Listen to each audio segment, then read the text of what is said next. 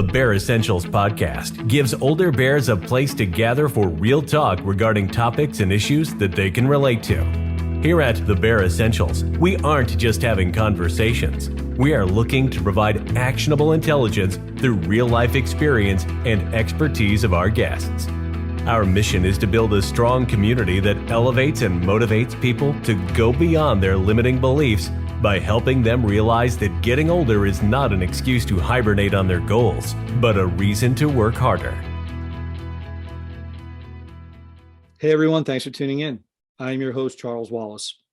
Today's guest, joining us from the UK, is former football player, or for us here in the States, should I say soccer, Javen Palmer. Javen was with the Crystal Palace Football Club from a very young age, ended up moving here to the States and played Division I soccer in New Jersey and Georgia. After his career, he is now going into online coaching and fitness. Javen has a very practical approach, and I've been intrigued as I've been following him lately with some of the advice, and I thought that it would be extremely valuable for older men like myself, as the practical approach is easy to follow and very easy to sustain. So without further ado, let's jump right in to my interview with Javen Palmer. Hey, Javen, thanks for joining. Really appreciate you taking time today. Would you mind introducing yourself to the audience? Yes, firstly, thank you for having me, man. Yes, my name's Javen Palmer. I'm an online health and fitness coach, mainly working with former athletes, both in the UK and the USA and certain parts of Europe.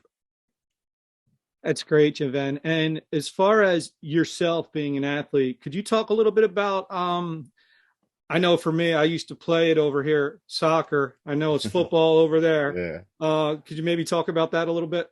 Yeah, man. So, do you want me to go like from the beginning? Because I got a long story, man. Take it from maybe midway, you know what I mean? Okay, cool. So yeah, obviously football or soccer in England is obviously the number one sport in the country, well, in the world actually, but in the country. And yeah, it's a part of our culture. So depending on like how much you know about football, is basically I played for Crystal Palace Football Club, which is a Premier League football club, which is a top division in the country. So I was there for 10 years from ages 8 to 18. And in England, when you're 16, you can actually leave school. So I did we call them GCSEs, which is our exams. And I actually had a 2-year contract. I got offered a 2-year contract to play full time at Crystal Palace. So when I was 16, I actually left school. I went full time, trained every day, got paid. But it's not considered professional. We had like what they call scholarship, but you still get directly paid. So yeah, man, when I was 16, I did that. And then I didn't get an extension on my contract. So that's how I ended up moving to the States.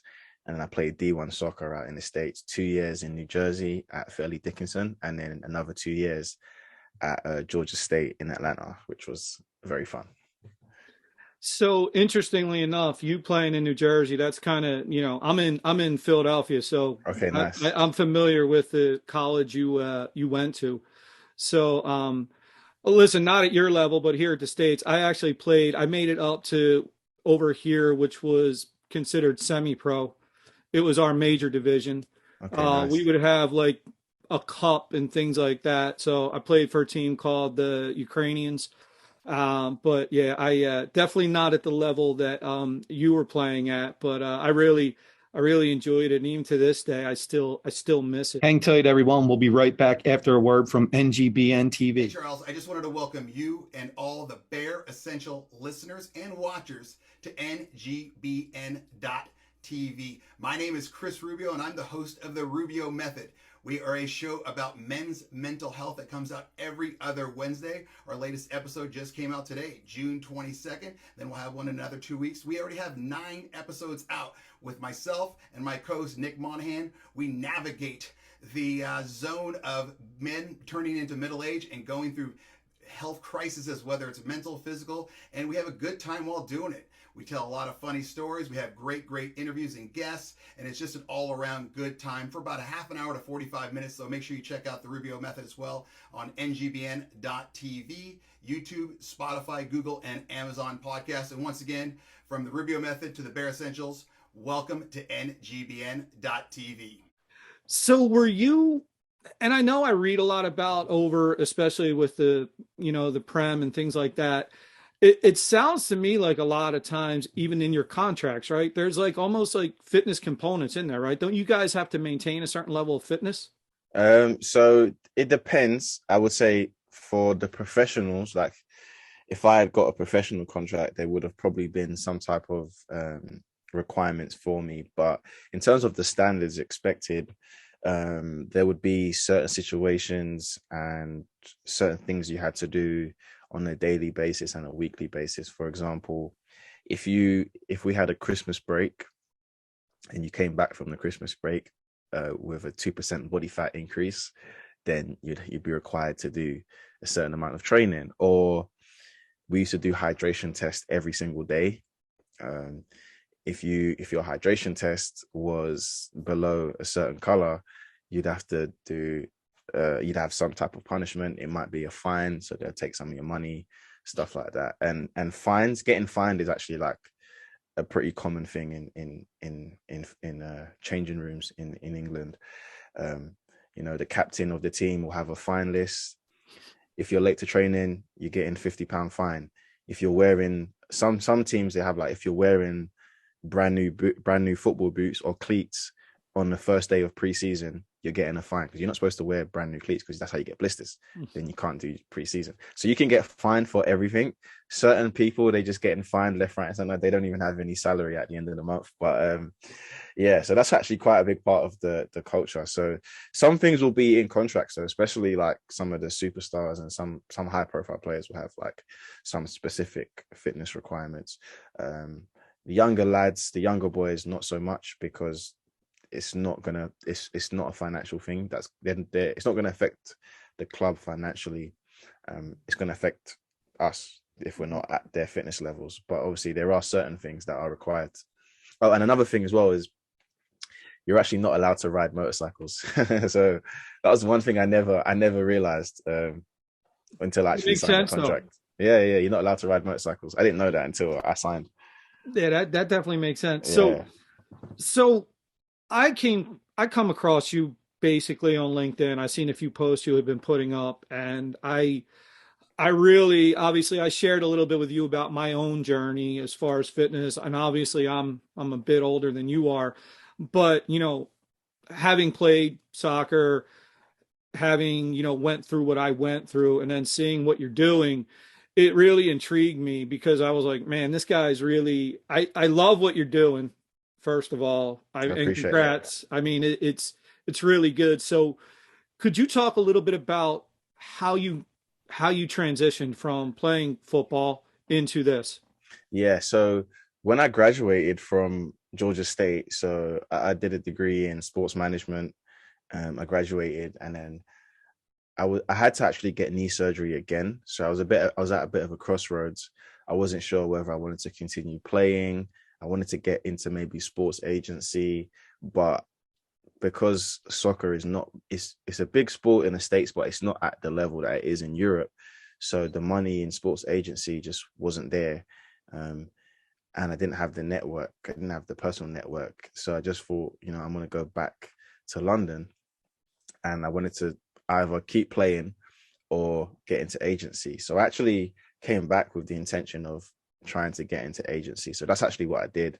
I worked with some agencies, and the difficult thing with agency work is that it's very independent, and it's more recruiting based at the start, and the money's in the long term because you have to recruit young kids. So you're not really going to get paid.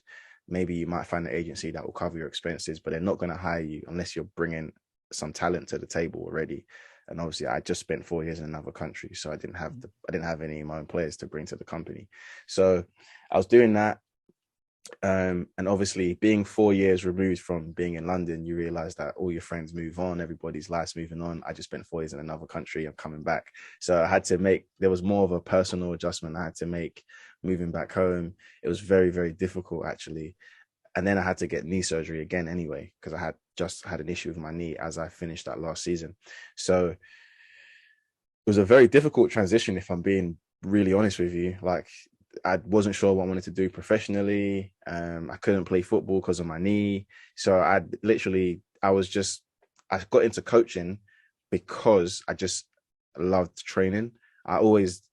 Anyone that knows me will know I always love to stay behind and do extras in the gym or extras on the field. So it's literally just because of my love of training. I just thought, you know what? I love this so much. Maybe I can help other people learn to love it. And then after about 6 or 7 months, I got qualified as a personal trainer. And then I started to realize that there was a lot of people in a similar position where they had given up sports and they were out of shape, or they didn't have anything to drive them. And I realized, okay, I didn't really have any drive either. Like, there's a difference between training to compete versus training for health, right? Mm-hmm. And I didn't really I wasn't competing anymore. So I didn't have a real drive to go to the gym, but I was still doing it. So I was trying to work it backwards. Like, why am I still able to go to the gym 4 or 5 days a week, still focus on my diet, even though I'm not competing anymore? Like, what have I done to put me in that position? So I kind of tried to work out what that was. And I decided, okay, I'm going to make a program based on that. Like, my program is based on helping people get back into shape, even though they're not competing anymore, and given the principles and the tools to do that. And so, yeah, that transition, it definitely took me a long while, especially because I had to move countries and get acclimatized being back in London. And it took a while, and it was definitely difficult. And I didn't have the sport anymore to keep me. I didn't have teammates anymore. I didn't have those layers of accountability, a head coach, a strength coach, an assistant coach, my teammates. Those things were all gone, and that part of my life was gone. So I had to fill it with something else. So it took a bit of time, but once I did find something that I could really get my teeth into, I was able to kind of channel all that energy into doing this.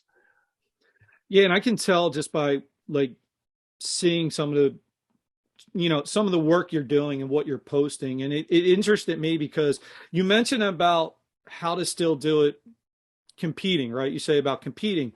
And, I found for me, it finally took where, I don't want to minimize this, right? For me, it ended up being basically where I felt like I was competing for my life back, and that's what finally got me to start doing the right things again, But I agree 100% with you. I think there's just a level, whether it's, at the highest level of competition, whatever you're doing, I think it's just something that, we all need, and it does help us. And then when we don't have it, it's almost like, what the hell do we do now? Right. So what are some of the things that you advise people, like to get started, to kind of get back into, getting your health back, getting your fitness back? Yeah, that's a great question. And I actually just made a podcast about something about this as well. It's actually using competition to get back in shape. And that can look differently for each person. Like, it could be maybe you sign up for the local 5K race or the local 10K race. Maybe you sign up for an Ironman or a triathlon or a half marathon. Maybe you sign up for a white collar boxing match, or a wrestling match, or a tennis match. Number one thing I would say is try a new sport. And I would say the major difference between athletes in the States and in Europe is that in Europe, we specialize very, very young. So if a kid is very good at one sport, they're probably only going to play that sport forever. In the States, what I come across is my American teammates, they played baseball, basketball, and football before playing soccer. I'm like, wow, how do you play all these sports? So the major benefit is that, especially with my American clients, is like, you guys are good at so many sports. Just pick something that you haven't played in a while and sign up and go compete in that. It doesn't have to be like really competitive. It could just be for fun. So using sports for fun is one of the methods I definitely recommend. Number 2 would probably be the nutrition. Is probably going to be the main thing, and adjusting that based on where you're at. So one of the biggest issues that a lot of former athletes face is that when you're playing sports, you can pretty much eat whatever you want and it doesn't affect you. It just doesn't affect you, right? But you got to think about it, your activity levels are so high So you can afford to eat X amount of calories. As soon as you stop playing sports, your activity levels go down here, but you're still eating the same. So that gap right there is fat. Basically, that's fat gain right there. So you're just going to start gaining fat because your activity levels have dipped while your nutrition is stayed the same. So one of the biggest realizations is, okay, I can't eat the same as I did as an athlete because I'm not burning nowhere near as many calories. So learning how to adjust that is probably the most difficult part, because before we'd be on a travel bus and I could stop at Chipotle or Chick-fil-A and eat that 4 times a week. There's no issue. Now I have to keep that to maybe once or twice a week at best.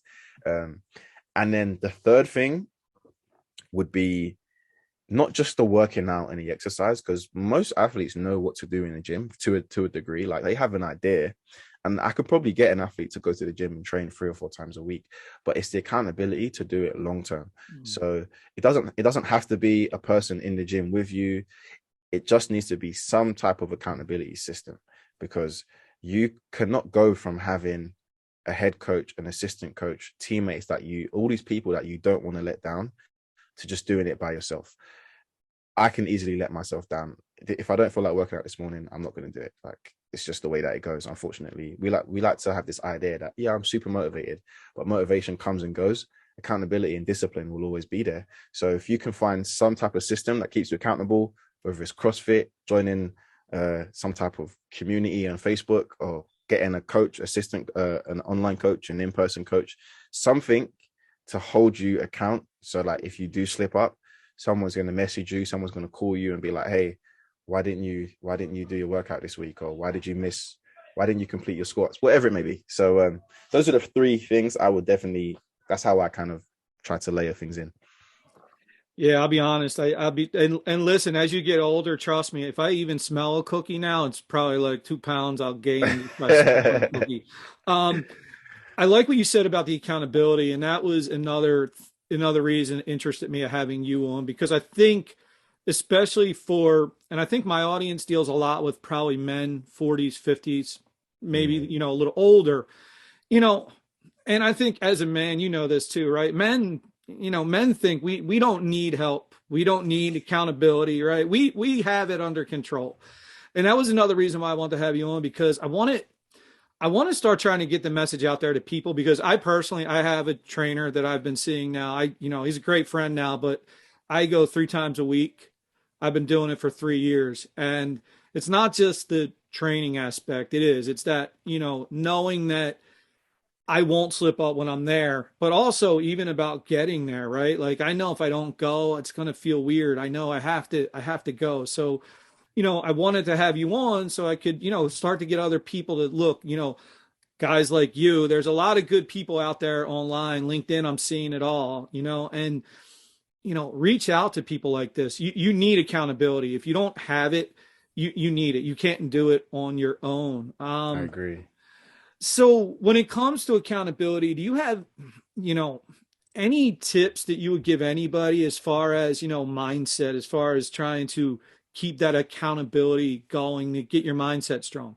Yeah. So, like you said, right, your audience you said it's mainly men, 40s and 50s, and actually that sort of aligns with the kind of people that I work with, especially over the last 18 months, men in their 30s, 40s and 50s. And what I would say is, especially with my most successful clients, is they usually schedule it within their routine and their life and their schedule. So they use diaries, and they time block.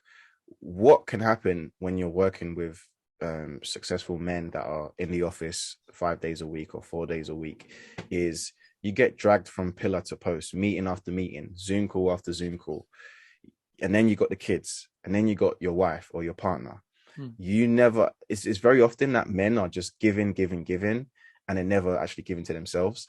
So I always try to frame it in a way where if you are able to do more for yourself, you can actually do more for others. And as men, naturally, we tend to want to provide and care for everybody else, that we forget about ourselves. So the mindset is actually, well, it's not selfish for you to block your calendar for 1 hour to work out, because actually that 1 hour is giving you so much fulfillment and more energy and more strength and more confidence, so then you can be even better for everybody else. It's actually selfless. It's not selfish, it's selfless.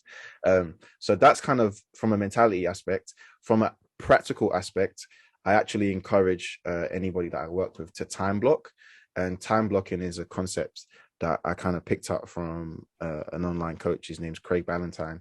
And it's literally, you can do this for 2 or 3 days, where you just plot every hour of your day and see, like, where can I actually fit in 45 minutes to an hour of exercise? Is it realistic? Am I making excuses about time, or do I actually have the time? And then, if you look at your schedule for 24 hours, you probably could fit in 45 minutes. So then it's literally, if you use Google Calendar or Microsoft, whatever you use, literally plug in an hour and just name that hour exercise, no meetings. So no one can book a call with you. Your phone's on do not disturb, and you have to just be strict with that. And that way, when you actually put it in your calendar, okay, you kind of have a routine, because okay, I've actually blocked time for this, so nothing else is happening in this hour, and no one can call me anyway. So that's kind of the mentality, and that's kind of a practical tip that I like to kind of encourage my clients to do. I don't force it on them, because I'm not your parent, I'm not your father. I'm coaching you, so this is what I recommend. Some things I highly recommend, some things I just think it's an addition. This would be something I'd highly recommend to do if you really want to make the lifestyle change. Yeah, and I'll tell you this, I've been doing that for 3 years now. I Right. live exactly what you just said. I have a standing meeting every Monday, Wednesday, and Friday, and it's a non. I had spoken to another coach before. It's one of my non-negotiables. Non-negotiables, yeah. Yeah, like that's something I will not change. That's, it's there. I think I have that meeting scheduled out for like as long as the calendar will let me, for those days. So that's good. So that was good for that. Now, again, especially for the older crowd, any tips as far as, obviously the diet, right? It's not easy. Any like practical tips that you maybe would be able to give for someone as far as that goes? Yeah, so um the main thing I would say is, obviously the first thing is to be aware of what your actual goal is, right? I get some guys who they're quite slim and they want to bulk up and actually gain some weight. But for the most part, I would say 80% of people I work with want to lose weight. So let's just say losing weight is the goal. The main thing that you really want to start to be aware of is not necessarily what you're eating, but how much you're eating. So one thing that I think is really powerful, and you don't have to do this forever, is just, if you just track your food for 1 week, you might be surprised how much you're eating. And when I say track, I mean, get yourself like a food scale. You can get a food scale for like $10, and then just start weighing your food. Just do it for 1 week. And if you do that for 1 week, you'll probably be surprised at how many calories you're actually eating. And I would start off with something like that, because in 1 week you would know, okay, this is how much I'm eating, and then you can say, okay, this is what I need to change in order to lose the weight. Then the next thing would be social occasions and managing alcohol. Especially in the Western society, alcohol is almost just embedded in our culture, right? Every Friday, every Saturday, whether it's a couple glasses of wine or beer or some whiskey or something like that, or bourbon. So I would say, give yourself a limit. I don't think you should ever get rid of it if it's a part of your culture, but give yourself a limit. I know that for me, every Friday I might have 2 or 3 drinks. That's just what I do. I just stick to that. And I know that if I'm going to go over that, I have to compensate on another day to make sure that my weight doesn't go out of control. So do that. And the other practical thing, and this is what I think is also going to be important, is for social occasions, or if you're going out to eat a lot, go out to eat with your family or your partner 2 or 3 times a week, is scout out the menu before you go. And then that way you can pick the most healthiest things on the menu. And generally speaking, you want to try and live by some rules when it comes to dining out. You want to avoid fried foods. You always want to have baked and grilled over fried. Try to avoid excessive oils, and always ask for extra vegetables. I always ask for extra vegetables because it fills up your plate and it makes you feel a bit fuller for longer. So those are just some simple things you can start doing that will probably make a big difference. Hey, what I really enjoy about you is I like this when I see what you post. I think you come across with a very practical approach that I see others with a practical approach, but I really was interested in speaking to you because of that practical approach. So, I mean, listen, for me, for my opinion, at least, keep doing what you're doing, man, because it does. I think the more practical something is and the more easily it's able to be instituted by someone, they're more likely to stick with it. So I think you're really, really on to something, and you're doing a great job with it. So that being said, I wanted to give you a chance now. Obviously, I hope for everyone watching, how can they get a hold of you? Because I really am hoping that they really start to seek you out and maybe reach out to you. Yeah, cool. Thank you. So on Facebook, it's just Javen Palmer, Javen. Or if you type in Javen Spectrum Fit on Google, my social medias will pop up. So Instagram, Javen.SpectrumFit, TikTok, Javen.SpectrumFit. I'm on everything because I got to keep up with the kids as well. On LinkedIn, Javen Palmer. I'm actually active across all platforms. And then YouTube as well, the Spectrum of Health podcast. Literally, the Spectrum of Health podcast is how it's spelled.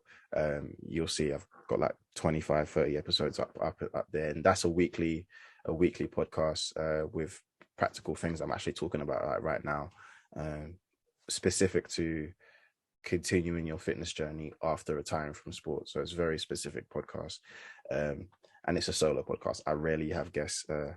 So it's just short episodes, just bite-sized episodes that you can kind of implement right now, basically. So yeah, I'm actually available on every single platform. Yeah, that's fantastic. So I'll make it easy for everyone too. I'm going to make sure that in the show notes for when this airs, I will include a lot of your links so that they can easily get a hold of you. I personally am going to check out the podcast because like I said, not just the whole football aspect. I'm just a fan in general of the sport and the Prem and all that good stuff. I think that you are really onto something with your approach. And I wish you nothing but success, because I think the more success you have, you're going to be helping a lot of people. So, Javen, thank you so much for joining me today. I'm looking forward to getting this out there for everyone to see. So thanks again. Take care. Thank you for having me, man. Thank you. This has been the Bear Essentials. Thanks for listening. And remember, never hibernate on your goals.